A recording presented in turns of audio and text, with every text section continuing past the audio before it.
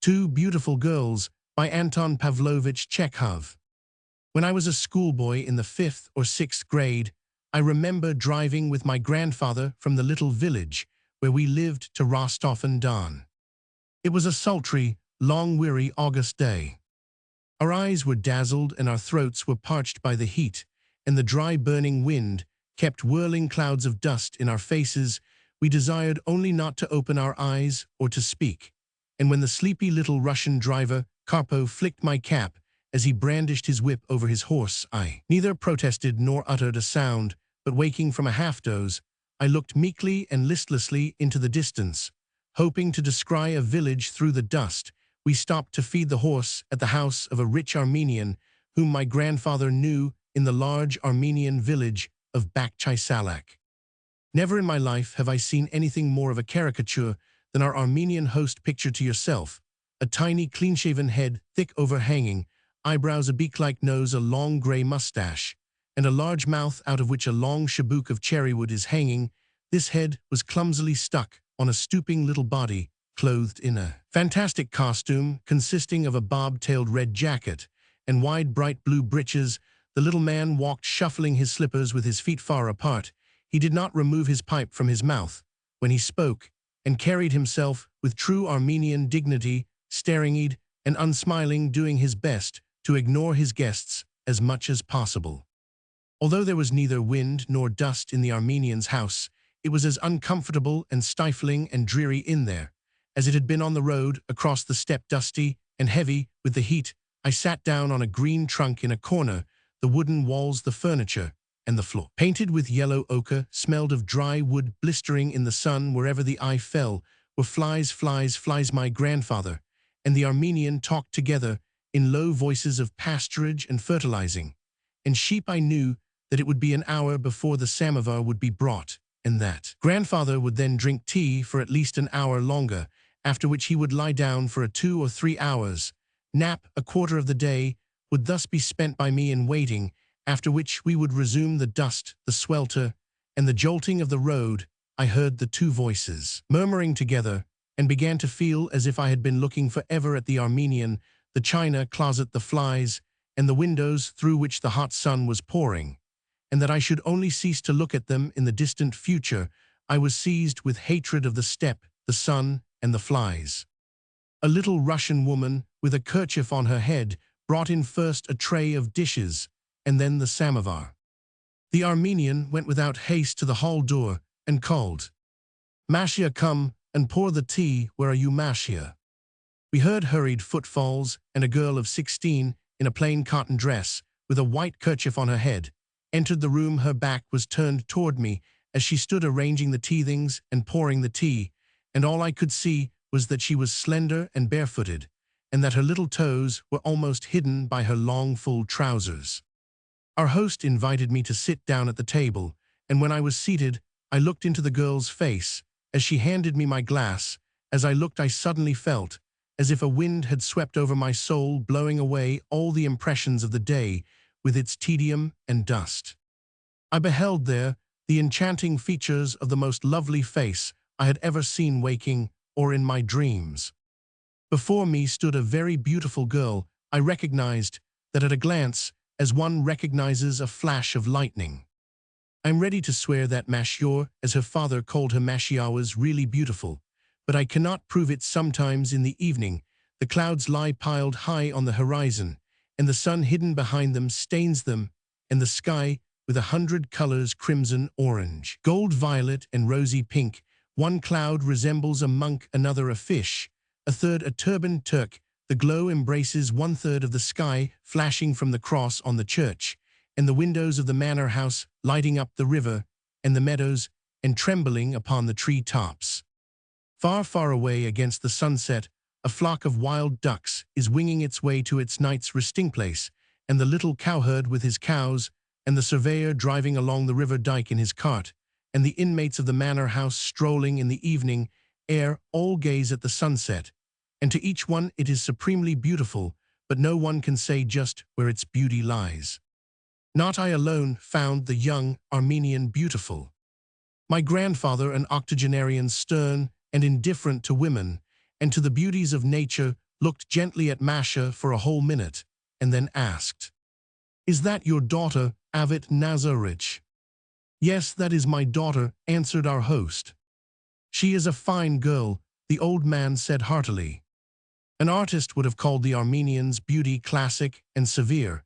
It was the type of beauty in whose presence you feel that here are features of perfect regularity, that the hair, the eyes, the nose, the mouth, the chin, the neck, the breast, and every movement of the young body are merged into a perfect and harmonious chord, in which nature has not sounded one false note.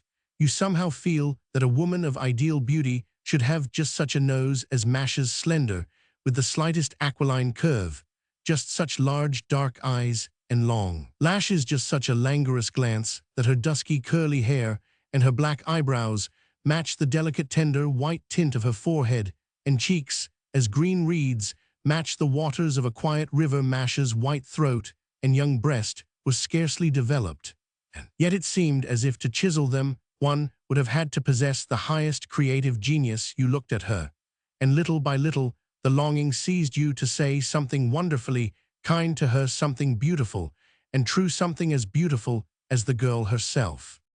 I was hurt and humiliated at first that Masha should keep her eyes fixed on the ground, as she did, and failed to notice me.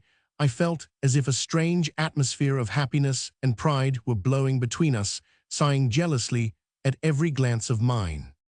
"It is because I am all sunburned and dusty," I thought, "and because I am still a boy." But later I gradually forgot my feelings and abandoned myself to her beauty, heart and soul. I no longer remembered the dust and tedium of the step, nor heard the buzzing of the flies. I did not taste the tea, and only felt that there across the table stood that lovely girl. Her beauty had a strange effect upon me. I experienced neither desire nor rapture nor pleasure, but a sweet oppressive sadness, as vague and undefinable as a dream. I was sorry for myself, and for my grandfather, and for the Armenian, and for the girl herself, and felt as if each one of us had lost something significant and essential to our lives, which we could never find again. Grandfather, too, grew sad, and no longer talked of sheep and pasturage, but sat in silence, his eyes resting pensively on Masha. When tea was over, grandfather lay down to take his nap, and I went out and sat on the little porch at the front door. Like all the other houses in Bakhchisalak, this one stood in the blazing sun. Neither trees nor eaves threw any shade about it. The great courtyard, all overgrown with dock and nettles, was full of life and gaiety. In spite of the intense heat, wheat was being threshed behind one of the low wattle fences that intersected it in various places, and 12 horses were trotting round and round a post that had been driven into the middle of the threshing floor. A little Russian, in a long sleeveless coat and wide breeches, was walking beside the horses, cracking his whip over them and shouting as if to excite them, and at the same time to vaunt his mastery over them. "Ah, you little devils, ah, the cholera take you, are you not afraid of me?" Not knowing why they were being forced to trot round in a circle, trampling wheat straw under their feet, the horse bay white and peebled moved unwillingly and wearily, angrily switching their tails. The wind raised clouds of golden chaff under their hoofs and blew it away across the fence. Women with rakes were swarming among the tall stacks of fresh straw. Tipcarts were hurrying to and fro, and behind the stacks, in an adjoining courtyard, another dozen horses were trotting around a post, and another little Russian was cracking his whip and making merry over them. The steps on which I was sitting were fiery hot. The heat had drawn drops of resin from the slender porch railing, and the windowsills and swarms of ruddy little beetles were crowded together in the strips of shade under the blinds and steps. The sun's rays were beating on my head and breast and back, but I was unconscious of them, and only felt that there behind me those bare feet were pattering about on the deal floor. Having cleared away the teethings, Masha ran down the steps, a little gust sweeping me as she passed, and flew like a bird into a small smoky building that was no doubt the kitchen, from which issued a smell of roasting mutton and the angry tones of an Armenian voice. She vanished into the dark doorway, and in her stead there appeared on the threshold an old humpbacked Armenian crone in green trousers. The old woman was in a rage, and was scolding someone. Masha soon came out on the threshold again, flushed with the heat of the kitchen, bearing a huge loaf of black bread on her shoulder. Bending gracefully under its weight, she ran across the court in the direction of the threshing floor, leaped over the fence, and plunged into the clouds of golden chaff. The little Russian driver lowered his whip, stopped his cries, and gazed after her for a moment. Then, when the girl appeared again beside the horses and jumped back over the fence, he followed her once more with his eyes and cried to his horses in a tone of affliction, "Ah, the evil one, fly away with you." From then on I sat and listened to the unceasing fall of her bare feet and watched her whisking about the courtyard with her face so serious and intent. Now she would run up the steps fanning me with a whirl of wind, now dart into the kitchen, now across the threshing floor, now out through the front gate, and all so fast that I could barely turn my head quickly enough to follow her with my eyes. And the oftener she flashed across my vision with her beauty, the more profound my sadness grew. I pitied myself and her, and the little Russian sadly following her with his eyes each time that she ran through the cloud of chaff and past the straw stacks. Was I envious of her beauty? Did I regret that this girl was not and never could be mine, and that I must forever remain a stranger to her? Did I dimly realize that her rare loveliness was a freak of nature, vain, perishable, like everything else on earth? Or did my sadness spring from a feeling peculiar to every heart at the sight of perfect beauty? Who shall say? The 3 hours of waiting passed before I was aware. It seemed to me that I had scarcely had a chance to look at Masha before Karpo rode down to the river to wash off his horse and began to harness up the wet animal. Whinnied with delight and struck the shafts with his hoofs. Karpo shouted, "Bach!" Grandfather woke up. Masha threw open the creaking gates. We climbed into our carriage and drove out of the courtyard. We traveled in silence, as if there had been a quarrel between us. 3 hours later, when we could already see Rostov in the distance, Karpo, who had not spoken since we left the Armenian village, looked round swiftly and said, "That Armenian has a pretty daughter." And as he said this, he lashed his horse. Once again, when I was a student in college, I was on my way south by train. It was May. At one of the stations between Byalogorod and Kharkov, I think it was, I got out of the train to walk up and down the platform. The evening shadows were already lying on the little garden, the platform, and the distant fields. The sunlight had faded from the station, but by the rosy glow that shone on the highest puffs of steam from our engine, we could tell that the sun had not yet sunk beneath the horizon. As I strolled along the platform, I noticed that most of the passengers had gathered round one of the second-class carriages, as if there were some well-known person inside. In that inquisitive crowd, I found my traveling companion, a bright young artillery officer, warm-hearted and sympathetic, as people are with whom one strikes up a chance acquaintanceship for a few hours on a journey. "What are you looking at?" I asked. He did not answer, but motioned me with his eyes toward a female figure standing alongside the train. She was a young girl of 17 or 18, dressed in Russian costume, bareheaded with a kerchief thrown carelessly over one shoulder. She was not a passenger on the train, but probably the daughter or the sister of the station superintendent. She was chatting at a window with an elderly woman. Before I could realize exactly what I was looking at, I was suddenly overwhelmed by the same sensation that I had experienced in the Armenian village. The girl was extraordinarily beautiful. Of this neither I nor any one of those who were looking at her could have the slightest doubt.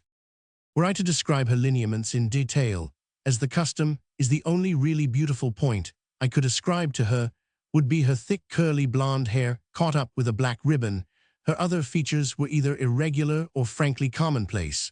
Whether from coquetry or short-sightedness, she kept her eyes half-closed. Her nose was vaguely tip-tilted, her mouth was small, her profile was weak, and ill-defined. Her shoulders were too narrow for her years. Nevertheless, the girl gave one the impression of being a great beauty, and as I looked at her, I grew convinced that the Russian physiognomy does not demand severe regularity of feature to be beautiful. On the contrary, it seemed to me that had this girl's nose been straight and classic, as the Armenian's was, her face would have lost all its comeliness. As she stood at the window chatting and shrinking from the evening chill, the girl now glanced back at us, now stuck her arms akimbo, now raised her hands to catch up a stray lock of hair. And as she laughed and talked, the expression on her face varied between surprise and mimic horror. I do not remember one second when her features and body were at rest. The very mystery and magic of her loveliness lay in those indescribably graceful little motions of hers, in her smile, in the play of her features, in her swift glances at us, in the union of delicate grace, youth, freshness, and purity that rang in her voice and laughter. The charm of her was the frailty which we love in children, birds, fawns, and slender saplings. Hers was the beauty of the butterfly that accords so well with waltzes, with flutterings about a garden, with laughter, and the merriment that admits neither thought nor sadness nor repose. It seemed that should a strong gust of wind blow along the platform, or a shower of rain fall, this fragile figure must crumple to nothing, and this wayward beauty dissolve like the pollen of a flower. "Well, well, well," murmured the officer, sighing, as we walked toward our compartment after the second starting bell had rung. What he meant by that "well, well, well," I shall not attempt to decide. Perhaps he was sad at leaving the lovely girl and the spring evening and returning to the stuffy train, or perhaps he was sorry, as I was, for her and for himself and for me and for all the passengers that were languidly and unwillingly creeping toward their several compartments as we walked past a window at which a pale red-haired telegraph operator was sitting over his instrument. The officer, seeing his pompadour curls and his faded bony face, sighed again and said, "I'll bet you that operator is in love with the little beauty, to live among these lonely fields under the same roof with that lovely little creature, and not to fall in love with her would be superhuman. And oh, my friend, what a misfortune, what a mockery, to be a round-shouldered, threadbare, colorless, earnest, sensible man, and to fall in love with that beautiful, foolish child who is not worth a thought from anyone. Or worse still, supposing this operator is in love with her, and at the same time married to a woman as round-shouldered and threadbare and colorless and sensible as himself. What misery!" Near our compartment, the train conductor was leaning against the platform railing, gazing in the direction of the beautiful girl, his flabby, dissipated, wrinkled face, haggard with the weariness of sleepless nights, and the motion of the train wore an expression of profoundest melancholy, as if in this girl he saw the specter of his youth, his happiness, his sober ways, his wife, and his children. His heart was full of repentance, and he felt with his whole being that this girl was not for him, and that with his premature old age, his awkwardness, and his bloated face, everyday human happiness was as far beyond his reach as was the sky. The third bell clanged, the whistle blew, and the train moved slowly away. Past our windows flashed the conductor, the station superintendent, the garden, and at last the beautiful girl herself, with her sweet, childishly cunning smile. By leaning out of the window and looking back, I could see her walking up and down the platform in front of the window, where the telegraph operator was sitting watching the train and pinning up a stray lock of hair. Then she ran into the garden. The station was no longer kindled by the western light, though the fields were level and bare. The sun's rays had faded from them, and the smoke from our engine lay in black rolling masses upon the green velvet of the winter wheat. A sense of sadness pervaded the spring air, the darkling sky, and the railway carriage. Our friend, the conductor, came into our compartment and lit the lamp.